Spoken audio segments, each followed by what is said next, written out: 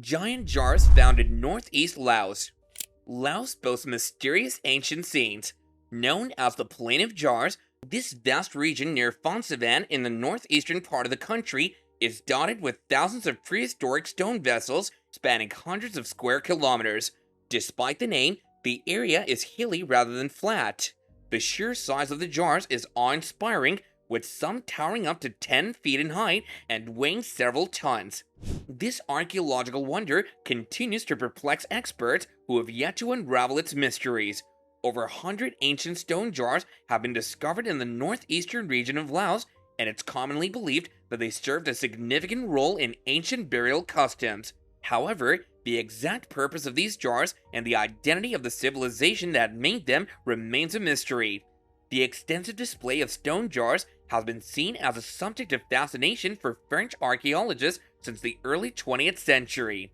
One such archaeologist, Henri Parmentier, visited the site in 1923 and discovered that while many jars had already been looted, a typical jar would contain a range of artifacts, including black pots, hand axes, a peculiar object believed to be a lamp, glass beads, drilled carnelian beads, stone or glass earrings, bronze bells, and often fragments of human bones. Another French archaeologist, Madeleine Colony, made significant contributions to the understanding of the site after conducting field research in the 1930s. Her extensive work on the topic culminated in a 2-volume, 719-page book titled The Megaliths of Upper Laos. Ever since then, more research has been conducted in this area. What do researchers know about these giant jars so far? Let's find out together, but before we move any further, make sure to give this video a big thumbs up, subscribe to our channel, and hit the notification bell to get more video updates like this. Now let's continue on. Discoveries by Australian researchers. Australian researchers, in collaboration with a Lao archaeological team, were the ones working to undermine the origin and significance of these jars. Through the use of geospatial mapping techniques, the joint team successfully revealed several previously unknown jars, shedding new light on this intriguing archaeological phenomenon. Nick Scopel, a PhD student at the Australian National University, explained that by observing the placement of the jars in the landscape, patterns begin to emerge. These patterns reveal that the jars are often found situated along saddles or in prominent positions. Mr. Scopel and Lao archaeologist Sulia Boon Sahib collaborated in the mapping of 15 additional sites along with their surrounding areas, thus expanding the existing database of over 100 identified jar sites. The jars are known to be scattered across a large area spanning hundreds of square kilometers in the northeastern region of Laos. What was really interesting is the burial jars, seem to have extensive views of farmland or lower-lying areas, which suggests potentially that's where the habitation sites could be, Mr. Scopel revealed. Up until now, archaeologists have discovered a few signs of human civilization in close proximity to the jars. However, there is a possibility that there's another truth to this discovery. We did find a potential habitation site associated with one jar site. There was large pottery scatter, Mr. Scopel said. The mapping mission was part of a major research initiative conducted in collaboration between the Australian National University, the University of Melbourne, and the Government of Laos. Although previous expeditions had provided insights into the burial customs associated with the stone jars, the mystery of the identity of the people responsible for these practices continues to perplex researchers. A co-leader of the project, Louise Shuan from the University of Melbourne, said, "You would have to think that they lived quite close by because there's an enormous investment to carve these jars and locate them." He added, "But we still don't know how they got from the quarry over 8 to 10 kilometers away to their final resting places, and indeed when that happened." History of these giant jars. According to archaeologists, the structures, some of which have origins dating back 2,000 years, are believed to have a burial-related significance.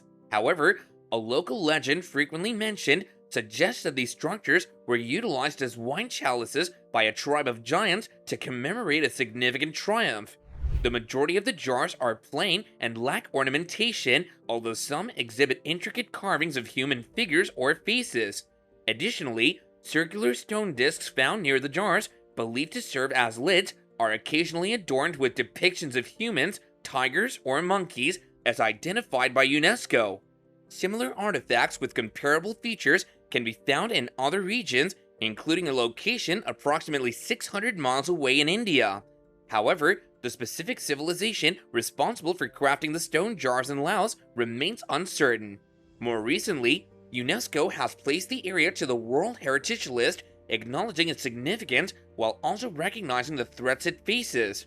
What did archaeologists endure to discover these jars? The pursuit of unraveling the mystery behind the creators of the giant stone jars in Laos represents an archaeology that captures the essence of adventure and exploration. So there are instances where you will see the cluster bombs and you have to be very careful where you step. Nevertheless, the historical involvement of the CIA has unexpectedly yielded some advantages. One time, during the mapping expedition, the team stumbled upon a previously unknown site due to a conversation between an American researcher and a former CIA pilot from the Vietnam era.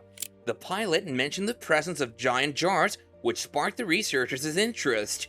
Surprisingly, this site wasn't documented in the official databases maintained by the Laos government and UNESCO. Mr. Scopel and his Lao colleagues embarked on a challenging journey, eventually discovering a collection of stone jars near the formerly hidden airbase. It was quite spectacular. The jars were down below, and you could see where the CIA base was above, where the cliff faces were, he said. Discovery of human teeth and a soil clock. Multiple approaches have been used to unravel the mystery surrounding the stone jars. Alongside the mapping project, the Australian team has collected soil samples from beneath the jars. These samples will undergo a technique known as optically stimulated luminescence, which aims to extract further insights from the material. This is a technique that basically allows you to divine the last time the ground underneath the jar saw light, ANU archaeologist Dougal O'Reilly said. Once the jar was placed there, obviously no light is going to be hitting that, so it sort of sets the clock. Based on the analysis of bone and charcoal samples obtained from the jar site, previous dating indicates that the burials took place between the 9th and 12th centuries. This time frame aligns with the existence of the Angkorian Empire. However, it remains uncertain whether the jars were carved during this period or earlier. Dr. Schuin noted that the discovery of human teeth in close proximity to the jars holds the potential to provide further insights into the mystery surrounding them. Teeth mineralize at different ages, so if we analyze different teeth, we can get a snapshot of life from 0 to approximately 16 years of age, Dr. Schuin said. Nonetheless, the mysterious structures have managed to survive for many centuries, and the Plain of Jars continues to be a highly sought-after tourist destination in northeastern Laos, and the researchers aren't going to stop exploring and marveling at this unresolved ancient treasure anytime soon. That's it for today. Thank you all for watching.